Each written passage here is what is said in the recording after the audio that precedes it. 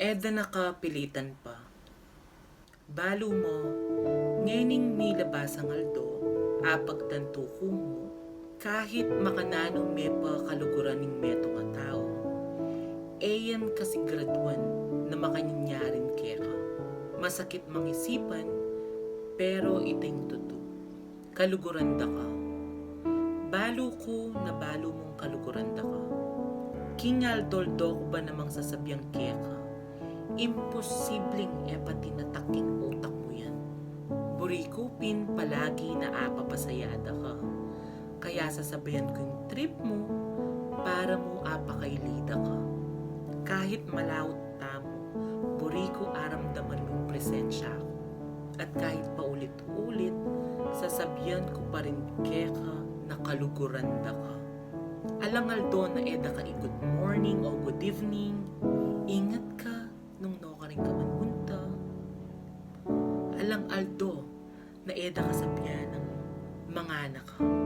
Kahit man mo ka rin bagay nga rin, aramdaman mo na mahulaga ka.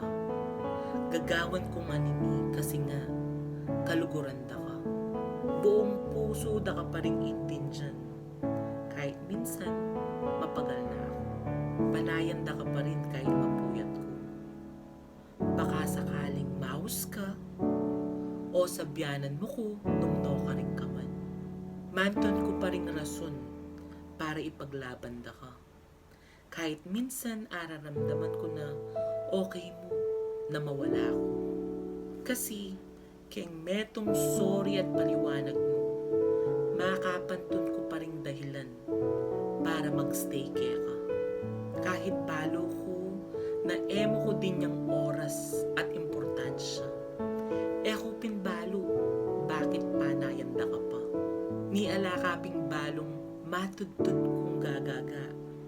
Mamasa ko na mouse ka ako. Pero ayos mo, aintindihan da ka. Kasi kaluguran da ka.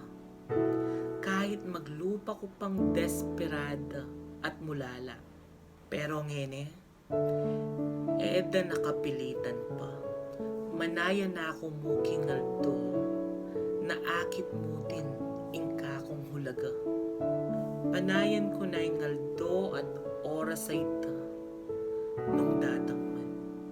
Eda nakapilitan pang dinan mo kong oras. Panayan ko na nga isip mo na luguran mo kong malangangga. Eda nakapilitan pang dinan mo kong hulaga. At eda nakapilitan mang pantunan mo ko. Uling eko napapagsiksikan ing sarili ko keka. Nya eka migaga na ka. Simula ngini, eda nakapilitan pa. Inggawan ko, panayan ta na ka. Pero pakisabi ko mo keka ne, emo ko sa sanayan king makanyan. Pota datanging oras sa taldo na mapagal na ako. Sana potang datanging aldo na akit mo nung makanano ko kaulaga king bem. Sana tsuko pa. Sana eko pa me pagal kakapanaya at kakaintindi kaya.